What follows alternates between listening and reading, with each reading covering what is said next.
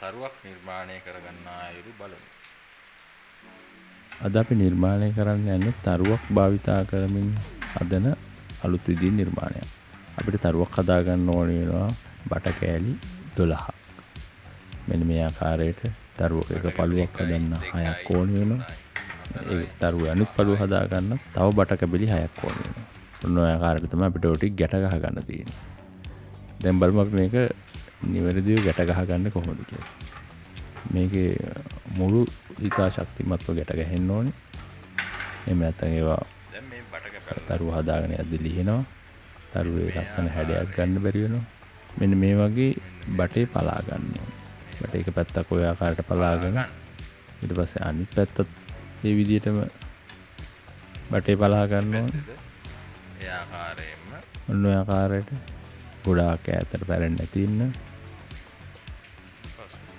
සාමාන්‍ය අනිත් බටේ කැබල්ල ඔක තියලා හිර කරගන්න පුළුවන් ගානට පලා ගත්තා නම් ඇති.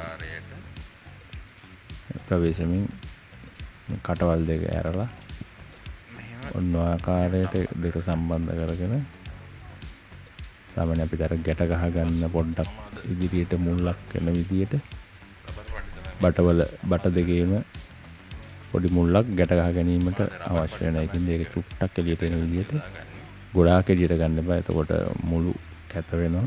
සාමාන්‍ය ප්‍රමාණයට ඉතසොද මම පාවිච්චි කරන්නේ මේ රබර් බෑන්ඩ්. රබර් බෑන්ඩ් එකක් මෙන්න මේ ආකාරයෙන් ඔතලා ඒකට පරිස්සමින් කරන්න වෙනවා. නැත්නම් රබර් බෑන්ඩ් එක ඉක්මනින්ම කැඩෙනවා. මේ උණ බට කැපෙන සුළුයි උණ බටව දාර. ඉතින් අත් එහෙම ඇඟිලි කැපෙන්න පුළුවන්. ඉතින් ඒක ප්‍රවේශම් වෙන්න ඕනේ. ගැට වසා ගන්න. මේකට පුළුවන් පෝර පට්ට පෝර කවරවල පෝර උල අපි අර හාල්ගෙන් 10 බෑග් කිලෝ 10 හාල් බෑග් වල තියෙන පටි ට්වින් නූල් ඒවා පාවිච්චි කරන්න පුළුවන්. නැත්නම් රබර් ගස් වල තියෙන රබර් පටි රබර් ආසන්නේ රබර් ගස් තිබෙනවා නම් ඒ රබර් ගස් වල එල්ලෙන රබර් පටි වලින් උනත් ගැට ගන්න පුළුවන්. උඹට පලා ගැනීමේදී අර බටේ ඝනකම දෙපැත්තටම සමානව යන විදිහට පලා ගන්න උත්සාහ කරන්න. එහෙම නැත්නම් එක පැත්තකට ශක්තිය මදි වුණොත් එහෙම තරුව නිර්මාණය කිරීමේදී අවසානයේදී අපි තරුව පුම්බනවනේ. එතකොට එතනින් කැඩෙන්න පුළුවන්. එතකොට තරු හැඩය වෙනස් වෙනවා. ලස්සන හැඩයක් එන්නේ නැති වෙයි සමහරවිට එතකොට. ඒ නිසා නිතරම ඔය මුල ආරම්භයේදී සිද්ධ කරන දේවල් ටික තමයි හරිම වැදගත්. ඒක හරි ප්‍රවේශමෙන් කරගත්තොත් මේ කූඩු නිර්මාණය ඉතින් සිත නිවන වැඩක්. එමින් සැරේ කරගන්න ඕනේ. කලාත්මක වැඩක් ඉතින් හැමෝම ගෙදරක එක කූඩුවක් හෝ හදා ගන්නවා නම් ඒක තමයි වටින්නේ නිර්මාණය කිරීම.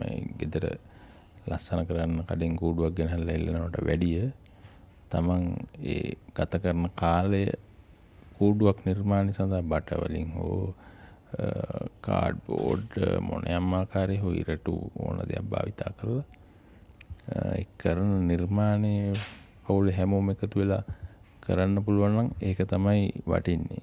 දැන් මේ ආකාරයට අපිට තරුවට අවශ්‍ය පැති දෙක ගැට ගහලා හදා ගන්නවා. සමහර පාටි හීනි වෙන්න පුළුවන්. ඒ වගේවා ප්‍රවේශමෙන් පාවිච්චි කරන්න ඕනේ. මොකද අත කැපෙනවා. දැන් මේ සියලුම පැති අපිට දැන් මේකේ එනවා පැති 4ක් එනවා. ත්‍රිකෝණ 4ක් එනවා. දෙකක් එකට තියලා බඳිනවා. ඊටු දෙක එකට තියලා බඳිනවා.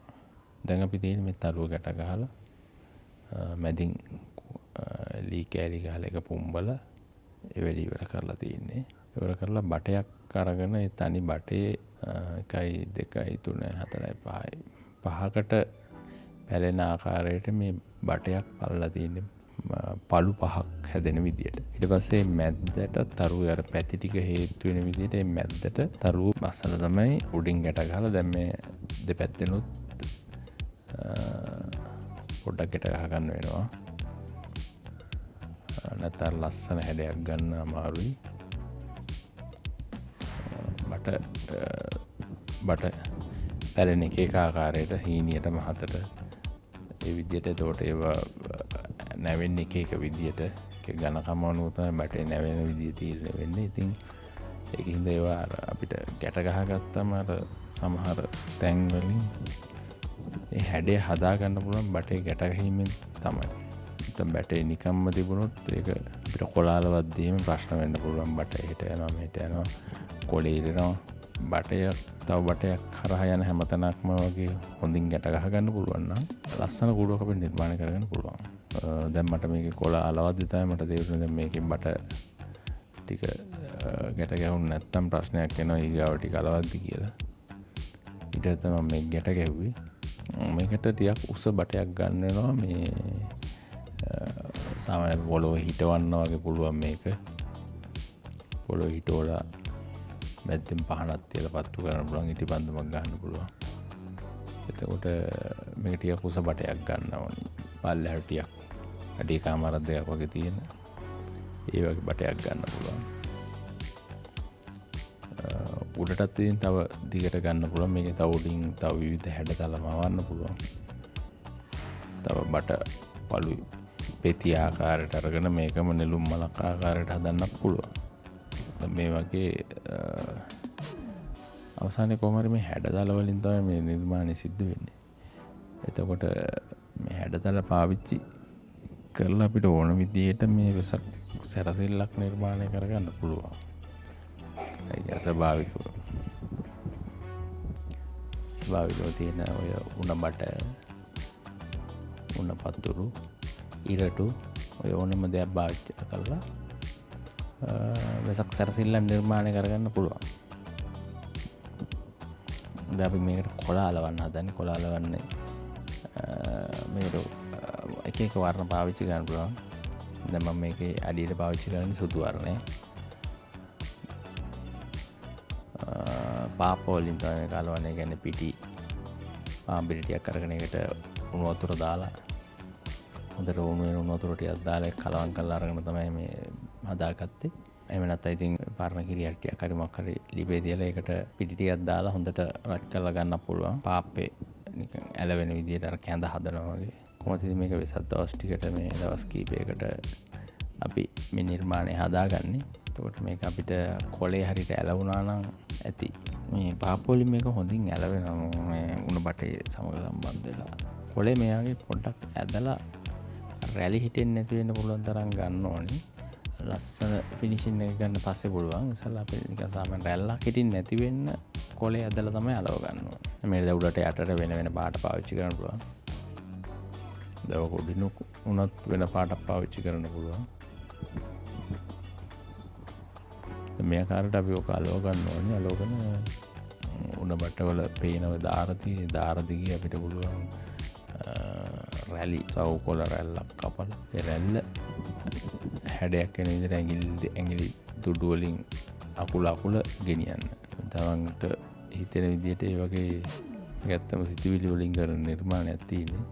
මොකක් හරි නිර්මාණයක් බලලා ඒක දිහා බලලා තමන්ට හැඩ කරගන්න පුළුවන් අපිට හිතෙන ආකාරයට ඕනම ආකාරයකට. මොකද මේකට කවුරුත් මොකුත් කියන්නේ නැහැ මොන අපි නිර්මාණය මොන ආකාරයට සිද්ධ වුණේ කියලා. දැක්කම ප්‍රියජනක විදිහට තියෙන්න තමයි අවශ්‍ය. ඒ වර්ණ කලප ගන්න සහ ඒ හැඩයන් පැහැදිලිව ශක්තිමත්ව ලස්සනට තියෙනවනම් ලස්සන කූඩුවක් වෙනවා ඒක. දැන් තියෙන මේ ආකාරයට මම දැන් මේ යටපැත්ත අරවල ඉවරයි. මේක ටිකක් කලබලය කරපු වැඩක් හින්දා මම හිතන තරම් ලස්සනට කූඩුවේ හැඩතල ආවේ නැහැ. අද මම කරන්න හදපු නිර්මාණ නෙමෙයි අන්තිමට මේ වෙන තැනකින් නැවතුනේ. මෙන්න මේ ආකාරයට දැන් මේ වගේ කොළ අලවන්න පුළුවන්. අපි පාවිච්චි කරන දැන් මේක අපි ආලෝකමත් කරන්න මොනවද කියන එක මත තමයි ඊට පස්සේ අවසාන කොළ ඇලවිල්ල තීරණය වෙන්න ඕනේ. ඒ කියන්නේ කූඩුවේ අපි මොන හරි ඉටිපන්දමක් පහනක් හෝ පත්තු කරනවා නම් ඇතුලෙන් තියලා අපි ඒකට අවශ්‍ය ඊට ඇතුලේ තියා ගන්න ඕනේ. ඊට පස්සේ ඒක තබා ගන්න මොකක් හරි උණ බටයක් උණ පතුරක් මොකක් හරි ඇතුලෙන් අපි තියා ගන්න ඕනේ. ඒක මුලින්ම කරගන්න ඕනේ. ඊට පස්සේ උනත් පුළුවන්. ඉතින් ඔය කොළයක් ඉරාගෙන චුට්ටක් එතනින් හදා ගන්න. ඊට පස්සේ අපි දැන් මේකට බල්බයක් හරි මොනවා හරි දානවා නම් ඉතින් ප්‍රශ්නයක් නැහැ. මොන විදිහට තිබ්බත් මොකද ඒක ගිනි ගැනීමට ලක් වෙන්නේ නැති හින්දා. පහනක් වගේ ඉටිපන්දමක් පත් වෙනවා. උඩින් අනිවාර්යෙන් ඉඩ තැබිය යුතුයි. මොකද දැල්ලේ රස්නට උඩින් පිච්චෙන්න පුළුවන්.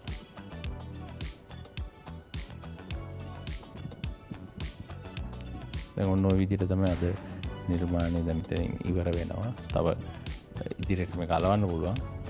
ඔක තරම් ලස්සන කරන්න පුළුවන්. තව වැඩ ගොඩක් තියෙනවා මේ කරනවා නම්. අදට ඒ වුණාට දැන් මම මෙතනින් නවතිනවා. බොහොම ස්තුතියි.